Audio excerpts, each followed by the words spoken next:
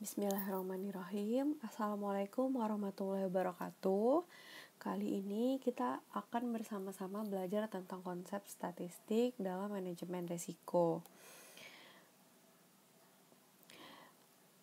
Statistik merupakan alat kuantitatif yang sangat bermanfaat untuk banyak tujuan, di antaranya yaitu menggambarkan suatu kondisi, menyusun laporan, menarik kesimpulan, dan dasar dalam pengambilan keputusan. Dalam kaitannya dengan manajemen risiko, statistik dapat digunakan untuk mengukur besar kecilnya risiko. Konsep probabilitas mempunyai relevansi dengan pengukuran risiko. Misalnya, kita dapat mengukur berapa kemungkinan pengunjung yang datang pada sebuah toko, atau kita dapat mengukur berapa kemungkinan keuntungan yang kita peroleh ketika kita berinvestasi pada perusahaan A, atau berapa besarnya penjualan produk baru. Jadi, probabilitas adalah suatu nilai yang digunakan untuk mengukur tingkat terjadinya suatu kejadian yang acak. Lalu, tahapan perhitungan probabilitas. Yang pertama yaitu mengidentifikasi hasil yang mungkin terjadi. Lalu yang kedua, memperkirakan probabilitas untuk setiap hasil yang mungkin terjadi tersebut. Dan yang ketiga yaitu menghitung probabilitas kejadian. Selanjutnya, mengidentifikasi hasil yang mungkin terjadi. Misalkan, kita melambungkan sebuah dadu. Kemungkinan muncul angka 1, 2, 3, 4, 5, atau mungkin muncul mata dadu 6. Atau ketika kita melambungkan sekeping mata uang logam, kemungkinan muncul gambar ataupun angka. Atau ketika kita menonton pertandingan sepak bola nih, kemungkinan hasilnya adalah menang, kalah, atau seri. Total kemungkinan hasil bisa disebut dengan ruang sampel atau sample space. Lambangnya adalah S sama dengan kurung kurawal. Dan berisi titik sampel atau sampel point, kemudian di kurung kurawal tutup. Nah, misalkan ketika kita melambungkan dadu, maka ruang sampelnya adalah 1, 2, 3, 4, dan 6. Lalu memperkirakan probabilitas untuk setiap hasil yang mungkin terjadi tersebut. Nah, setelah kita mendefinisikan total kemungkinan, selanjutnya kita mencari probabilitas dari setiap titik sampel. Syaratnya adalah 2. Yang pertama yaitu titik sampel berada pada 0 dan 1 dan bernilai positif. Syarat yang kedua adalah jumlah keseluruhan titik sampel adalah 1.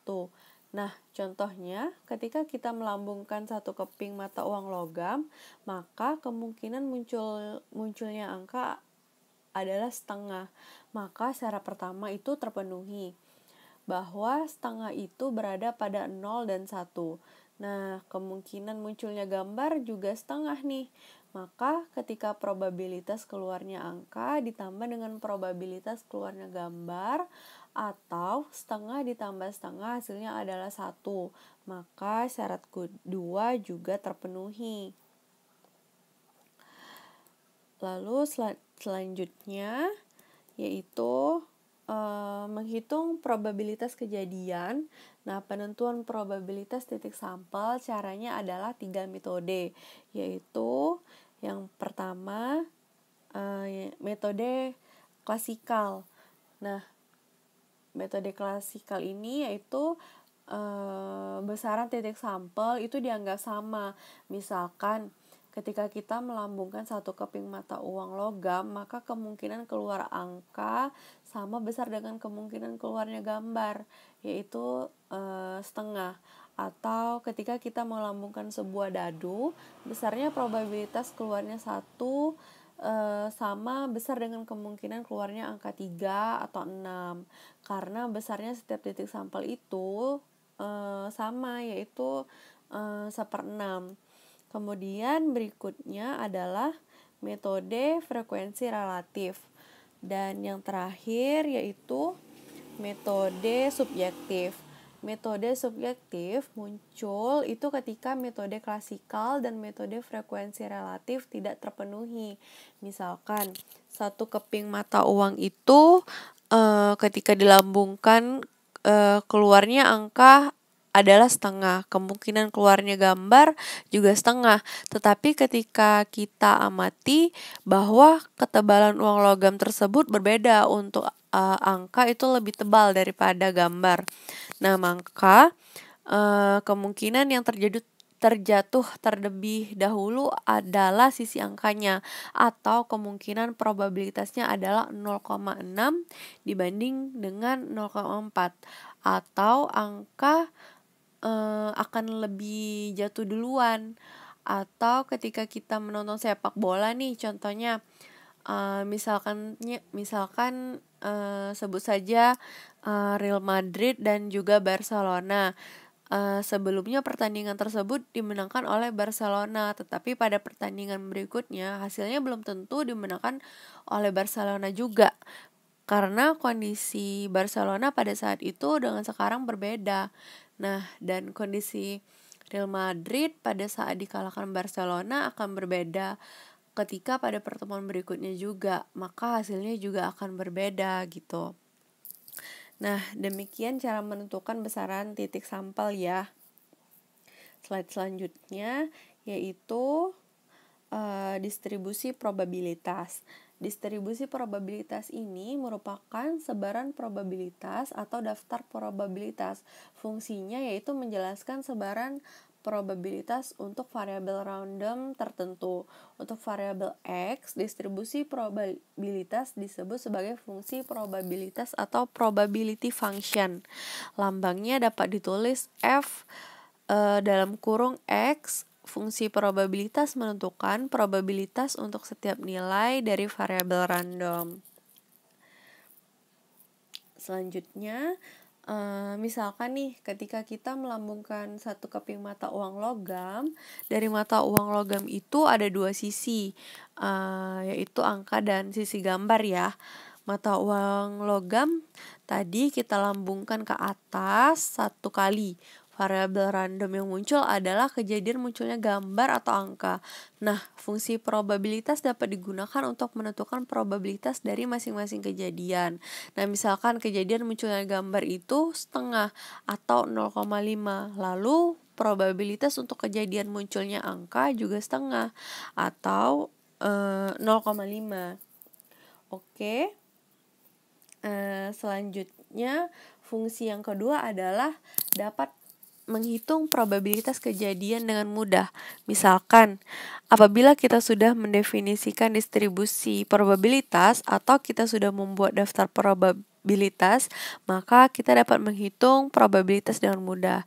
Nah, contohnya di sini kita lihat kita mempunyai informasi kedatangan pembeli pada sebuah toko. Misalkannya saja kita lihat di tabel ini ya. Nah, kedatangan pembeli pada sebuah toko tersebut, kita buat distribusi probabilitasnya. Dan kita bikin dua kolom nih, di mana kolom pertama di sini adalah variabel random X yang berisi jumlah pembeli yang datang pada sebuah toko tersebut. Misalkan, kita tulis di kolom pertama 0, 1, 2, 3, dan 4 atau lebih. Kolom yang kedua berisi fungsi probabilitas yang kita tulis F dalam kurung X. Isinya adalah probabilitas dari kejadian pembeli yang datang pada toko tersebut.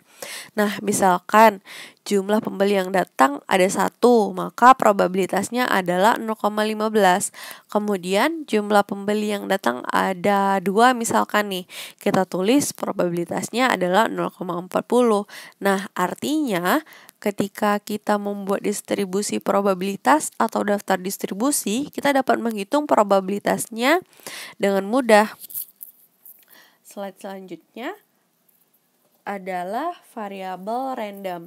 Nah, variabel random ini dapat didefinisikan sebagai gambaran numerik dari suatu eksperimen.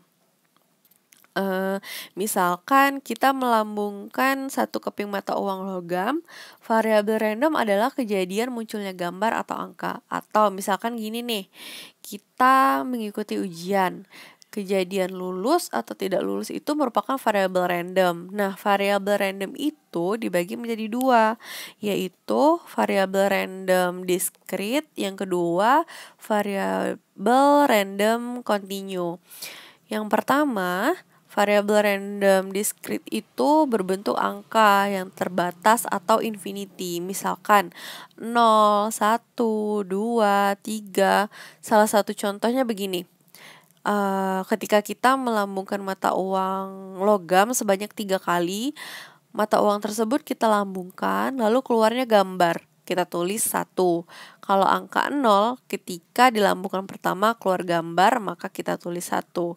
Kita lambungkan lagi nih yang kedua muncul angka, maka kita tulis 0. Lambungkan yang ketiga, yang terakhir muncul gambar lagi, maka kita tulis 1. Jadi 1, 0, 1 merupakan variabel random discrete. Atau contoh lain, ketika kita mengikuti ujian ternyata lulus atau sebaliknya tidak lulus. Ketika lulus itu diberi skor 1 dan tidak lulus itu diberi skor 0. Maka 1 dan 0 tersebut merupakan variabel random discrete. Yang kedua adalah variabel random continue. Nah, variabel random continue ini berbentuk angka yang tidak terbatas atau continue. Satu contoh, misalkan ada sebuah gelas. Gelas tersebut daya tampungnya adalah 0,5 liter. Kemudian kita tuangkan air ke dalam gelas tersebut mulai dari 0 sampai dengan 0,5 liter, merupakan variabel random continue. Maka dapat ditulis 0 kurang dari sama dengan X, X kurang dari sama dengan setengah. Gitu. Untuk slide selanjutnya yaitu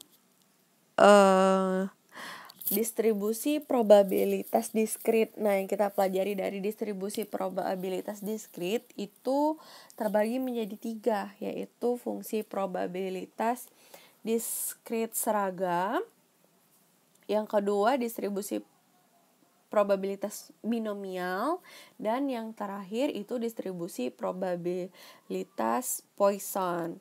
Nah, di sini kita bahas dulu mengenai fungsi probabilitas diskrit seragam atau discrete uniform probability function.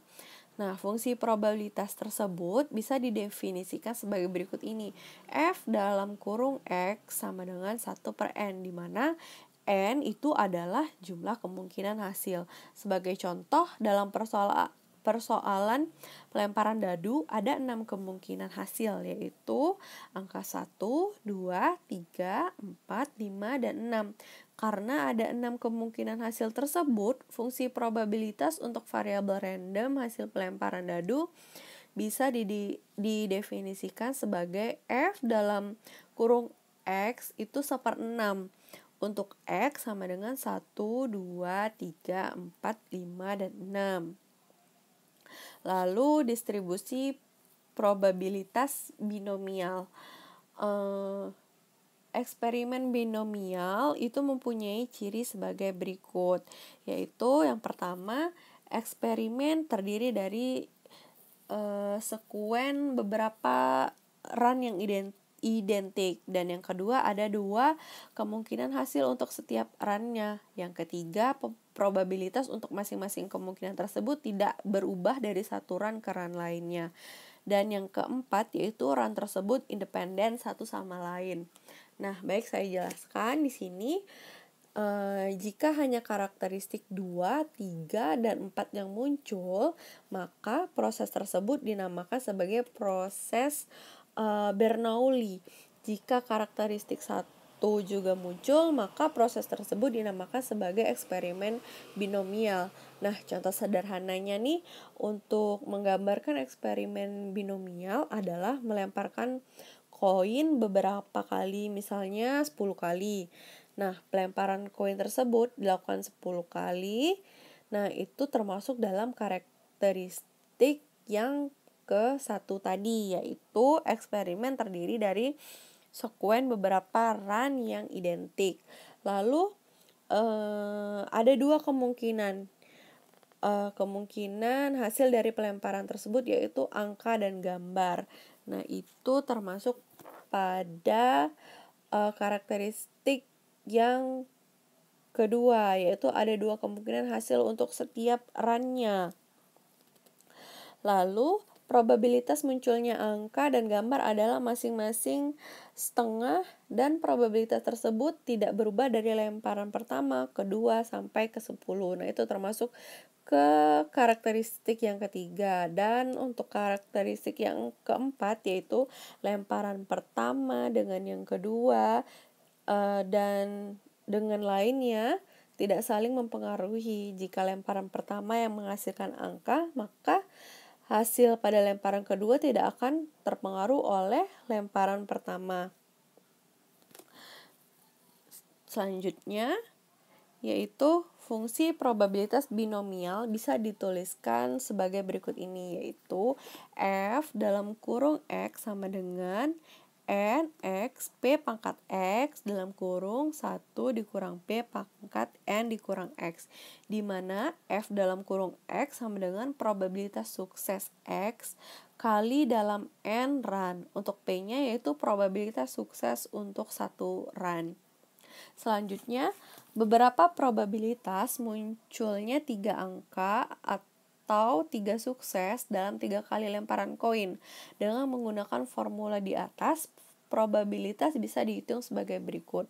N sama dengan 3, X sama dengan 3, P sama dengan 0,5. Jadi P sama dengan 1/8. Nah, nilai yang diharapkan dan varians untuk distribusi probabilitas adalah sebagai berikut. Dalam kurung X sama dengan V sama dengan N dikali P. Varians sigma pangkat 2 sama dengan N dikali P dalam kurung 1 dikurang P. Sebagai contoh, misalkan kita melempar koin 3 kali. Berapa nilai angka sukses yang diharapkan dan variansnya yaitu E dalam kurung X sama dengan Pi sama dengan 3 dikali 0,5, yaitu hasilnya 1,5. Lalu sigma pangkat 2 sama dengan 3 dikali 0,5 dalam kurung 1 dikurang 0,5. Jadi hasilnya yaitu 0,75. Lalu kita masuk ke distribusi probabilitas Poisson. Distribusi Poisson sering digunakan untuk menggambarkan kedatangan sesuatu. Misalnya toko kedatangan pembeli. Distribusi Poisson memiliki karakteristik sebagai berikut ini. Yang pertama, probabilitas kemunculan sama untuk 2 interval waktu yang sama panjangnya. Yang kedua yaitu kemunculan atau ketidakmunculan dalam suatu interval waktu tidak tergantung dari kemunculan atau ketidakmunculan interval lainnya.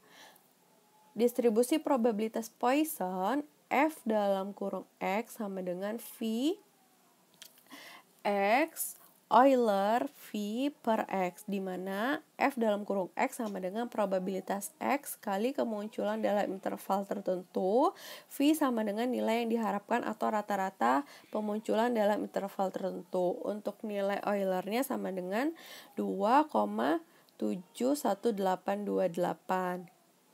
Nah, ini dapat dibaca untuk distribusi probabilitas seragam, uniform, atau kontinu. Misalkan seseorang melemparkan bola tersebut bisa jatuh 5-15 meter jaraknya dari tempat dia berdiri. Berapa probabilitas bola tersebut jatuh di wilayah 6-7 meter dari tempatnya berdiri? Nah, baik, sampai di sini penjelasan dari saya mengenai konsep statistik pada manajemen risiko. Terima kasih sudah menyaksikan. Semoga materinya bermanfaat ya. Sampai berjumpa lagi pada materi selanjutnya. Wassalamualaikum warahmatullahi wabarakatuh.